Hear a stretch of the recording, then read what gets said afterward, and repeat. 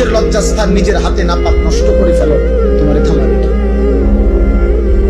তুমি যদি কোনো হারাম মেয়ের সম্পর্কে নিজের চরিত্র নষ্ট করে ফেলো, তোমারে ফিরাবে কে? অতএব তোমার বিবেক, তোমার অনুভূতি, তোমার আখিরাত, তোমার আল্লাহর কথা স্মরণ থাকা, এটাই তোমার এই গুনাহ থেকে ফিরাবে।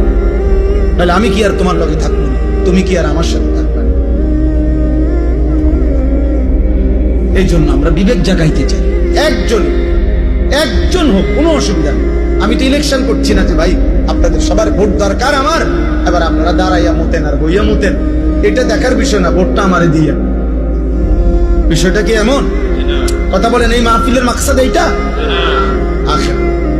কি মাকসাদ? আখিরাত মাকসাদ। আমি একটা আয়াত পড়ি, এরপরে আমার কথা শেষ। মহান আল্লাহ পাক রব্বুল আলামিন বলেন, হুয়াল্লাযী খালাকাকুম, একটু শুনে না, 10 মিনিট ঠিক। হুয়াল্লাযী খালাকাকুম মিন তুরাবিন, আল্লাহ বলেন আল্লাহই তোমাদেরকে সৃষ্টি করেছেন মাটি থেকে। সুম্মা মিন নুতফাতিন, অতঃপর বীর্যের ফোঁটা থেকে।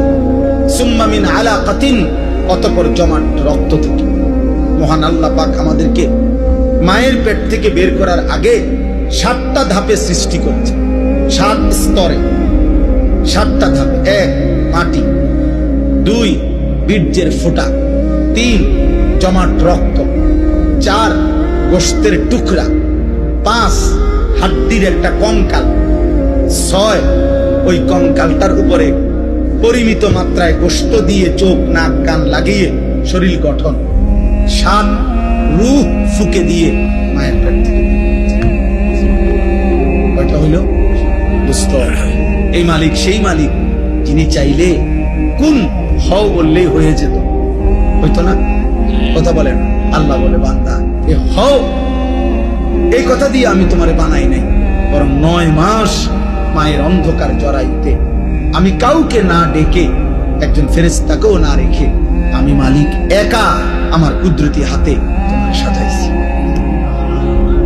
তুমি জানো না বান্দা, তুমি আমার বড় মায়ার সৃষ্টি। তোমার মারে জিজ্ঞাসা করে দেখো, আমি কোনোদিন তোমার মাকে, তুমি যখন গর্ভে ছিলা, জিজ্ঞেস করি নাই যে মা তোর ছেলের নাক লাগাবো, কোথায় লাগাবো, তুই মা বলে দে। আল্লাহ বলে, না, আমি কাউকে জিজ্ঞেস করি নাই, আমি মালিক আমার নিজ হাতে, আমার কুদরতি হাতে বান্দা। বড় বেশি সুন্দর করে আল্লাহ কসম করে বলছে, 4টা কসম করে আল্লাহ বলছে, ওয়াত-তিনি ওয়াজ-যাইতুন ওয়া তুরি সিনিন ওয়া হাদাল বালাদিল আমিন। আল্লাহ বলছে কসম বান্দা, কসম কসম কসম।